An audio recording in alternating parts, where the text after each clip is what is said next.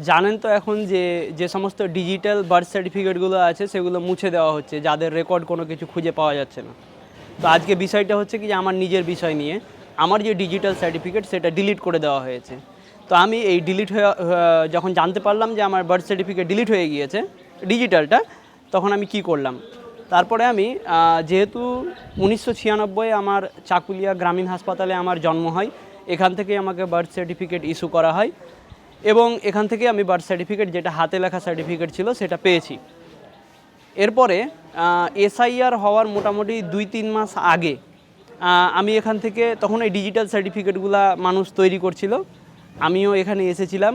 এসে আর কি digital certificate, যেটা বার্থ অ্যান্ড ডেথ রেজিস্ট্রার আছে, সেখানে গিয়ে বললাম যে আমার বার্থ সার্টিফিকেটের ডিজিটাল কপিটা বানাতে হবে। তো সেক্ষেত্রে কি করতে হবে? তো উনি বললেন যে যে পুরনো রেজিস্টারগুলো আছে সেখানে একটু খুঁজে দেন আমাকে, যে 1996 যে সমস্ত জন্ম হয়েছিল সেগুলো আমি খুঁজতে শুরু করলাম।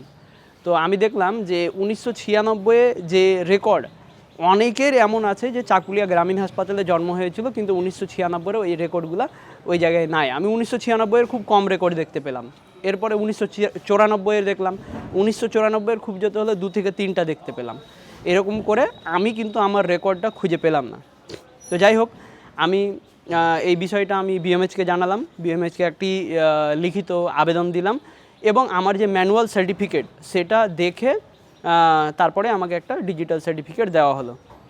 তো এবার গভর্নমেন্ট পরিবর্তন হলো, গভর্নমেন্ট নাকি আদেশ দিয়েছে, এখান থেকে বলেছে যে গভর্নমেন্ট নাকি তাদেরকে অর্ডার দিয়েছে যে সমস্ত সার্টিফিকেটের ডিজিটাল মানে রেকর্ড নাই, রেজিস্টার মেনটেন নাই, সেগুলো ডিলিট করে দিতে।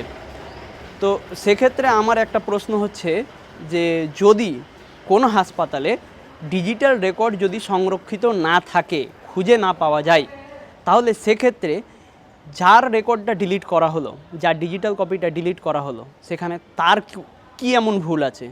কারণ ওই যে রেজিস্টার মেনটেন করে রাখা, রেজিস্টারগুলোকে সংরক্ষণ করে রাখা, এটার দায়িত্ব তো হচ্ছে যেখান থেকে সার্টিফিকেটটা ইস্যু হয়েছে তার, অর্থাৎ রেজিস্ট্রার, বার্থ অ্যান্ড ডেথ রেজিস্ট্রারের দায়িত্ব হচ্ছে যে সে ওই সার্টিফিকেটটার যে তথ্য সেটা সংরক্ষণ করে রাখবে।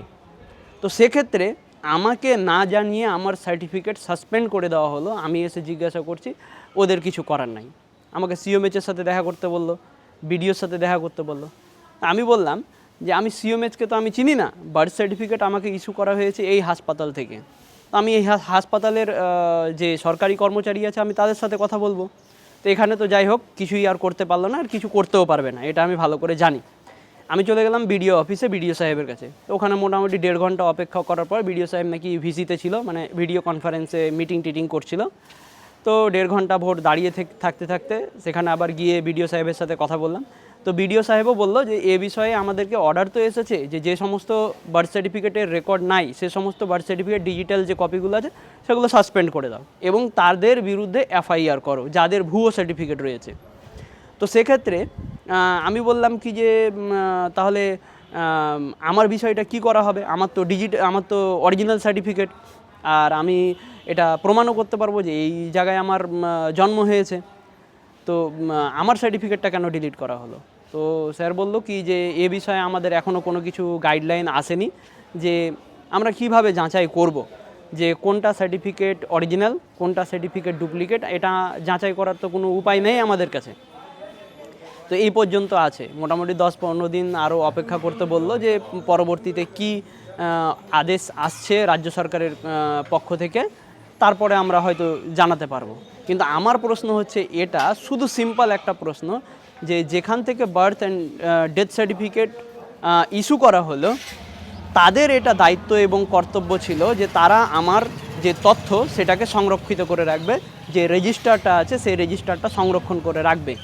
যদি তারা হারিয়ে দিয়েছে, সংরক্ষণ করে রাখতে পারেনি, তো সেক্ষেত্রে একজন ভারতীয় নাগরিক হওয়ার দরুন ওটাতে আমার কোথায় ভুল আছে? আমি তো আমার যে কপিটা আছে, আমার যে বার্থ সার্টিফিকেট আছে, আমি তো খুব সংরক্ষণ করে রেখেছি, কিন্তু আমার ডকুমেন্টসগুলো হারিয়ে দেওয়া হলো কেন? 1979 যে birth and death regulation act রয়েছে সেখানেও বলা হয়েছে যে বার্থ সার্টিফিকেটের যে রেকর্ড সেটা সংরক্ষণ করার দায়িত্ব হচ্ছে বার্থ অ্যান্ড রেজিস্টার ডিপার্টমেন্টের। তো সেক্ষেত্রে আমার যে ডেটা, যেটা রেজিস্টারে যে ডেটা থাকার কথা, সেই রেজিস্টারটা থেকে যে গায়েব হয়ে গিয়েছে, তো সেই ডেটাটা যে ওরা যে হারিয়ে দিয়েছে, ঠিকভাবে মেনটেন করতে পারেনি, রাখতে পারেনি, তো সেক্ষেত্রে যে আমার যে হারিয়ে দিয়েছে, তাহলে তো ওরা আইনের অমান্য করলো, আইন উল্লঙ্ঘন করলো, তাহলে সেক্ষেত্রে এটা তাদের জবাবদিহি রয়েছে। তো এক্ষেত্রে এখন পর্যন্ত স্টেট গভর্নমেন্টের পক্ষ থেকে কোনো আদেশ আসেনি, আর যে আমার বার্থ সার্টিফিকেটের যে ডিজিটাল কপি সেটা কিন্তু এখন আর পাওয়া হলো না। তো এখনকার মতো এই অবস্থাতেই আছে। পরবর্তীতে আবার বিডিও সাহেবের সাথে কথা বলা হবে এবং বলে কি তাদের পক্ষ থেকে সলিউশন আসছে সেটা নিয়ে অবশ্যই আপনাদের সামনে হাজির হব।